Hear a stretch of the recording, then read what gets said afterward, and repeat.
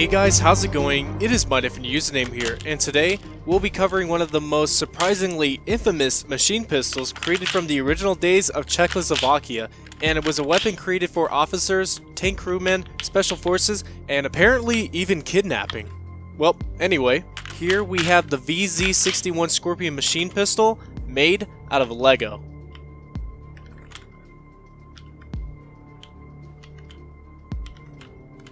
So, the VZ61 Skorpion, or the Samopal Vzor Model 1961, is the machine pistol designed by Miroslav Rybarz back in 1959, and it wouldn't be until 1961, however, when the weapon finally goes into full production through the Vastava arms manufacturer, lasting until 1979. And since then, this little guy has been accepted into the Czechoslovakian army to be used as a sidearm of choice, giving the personnel the option of a pistol as well as a small submachine gun whenever needed. This weapon is even surprisingly still used to this very day, which is probably why we saw the ultra-nationalists using a lot of these back in Call of Duty 4. Oh, and the infamous part of this weapon that I mentioned earlier is the fact that this was actually used by the Red Brigades in the kidnapping of Aldo Moro back in 1978 and was responsible for taking him hostage as well as killing the few police officers who were there to try to keep him safe. So yeah, this little gun definitely has a lot of history behind it. Anyway, as I mentioned before, this type of weapon falls under the category of what is considered a machine pistol because it exists between that of a pistol and a small submachine gun. It's slightly too big to be just a pistol and is also too small to be considered just a submachine gun, but can easily fulfill the two roles individually. Alright, now moving on to the model, we could first take a look at the pistol grip, and when I first built this, I wanted to try to get all the small details as accurate as possible while keeping in check the dimensions of the grip. It is a pretty small grip size, and the details like the lining on the sides were somewhat sacrificed to help preserve this size. At least I was able to keep the grip from looking too blocky. Not only did I think it would have ruined the whole look of the build itself, but it even made the gun more comfortable to use as well. And given the fact that this weapon is super light and compact, it never felt like this was ever going to break on me, even when running the gun intensely. Moving up, we have the trigger, its guard, and the fire selector group, and the trigger guard has been rounded out and features some upside down techniques, which is pretty amazing. But what isn't amazing is the fact that the trigger here doesn't have any interaction with the safety switch at all. It really has to do with this piece here, but honestly, I just like the look of it, so that's why I ended up keeping it the way it was.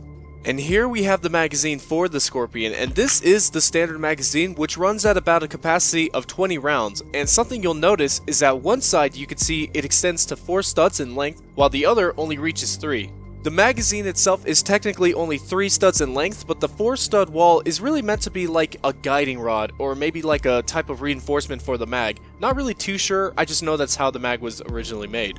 On top, you'll see the 32 ACP or 7.65 by 17mm cartridge, and you'll probably notice that the bullet kinda looks ridiculously small, and you would be right to assume this. But the reason is so that round can actually fit within the magazine's dimensions, which also works with the rest of the gun. Moving up, we can see the mag release system, in which follows as the typical button press style release, and it was pretty tricky to get the spring tension to a spot where I liked it, but unfortunately the mag loading isn't really all that smooth and does require some force to be inserted properly. But unloading the magazine is actually really nice, and it doesn't need any interaction at all and could just be dropped easily, which makes reloading feel really nice. And what other kind of magazine would be used besides the optional 10 round magazine, of course? Here we can see both the magazines side by side, and the reason for this 10 round mag is so that this weapon can still have the ability to be loaded with a magazine even if it's inside its side mounted holster.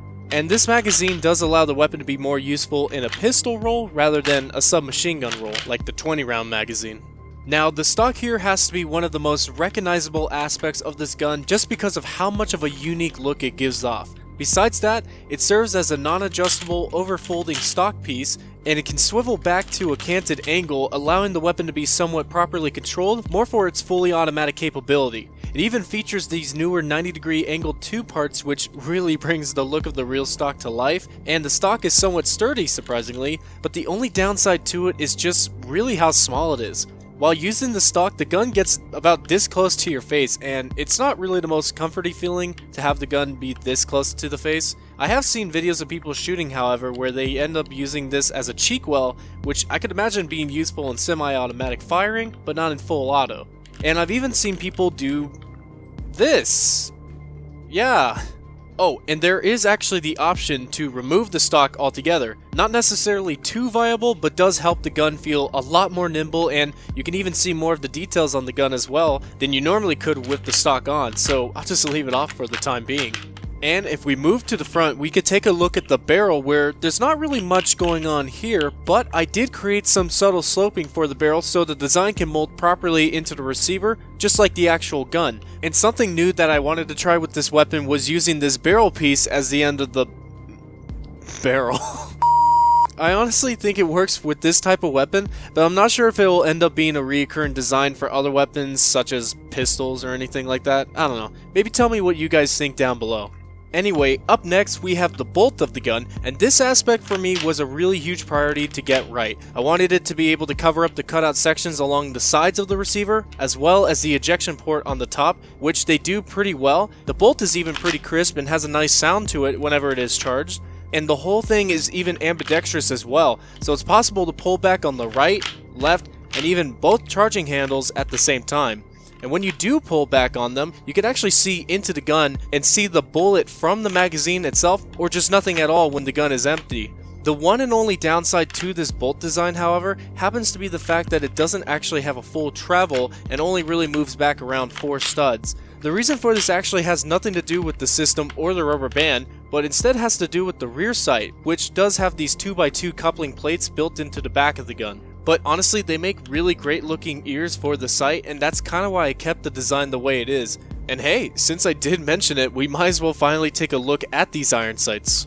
And here we have the front sight, and it's a simple post sight with protective ears surrounding it, which is pretty similar to that of the rear sight.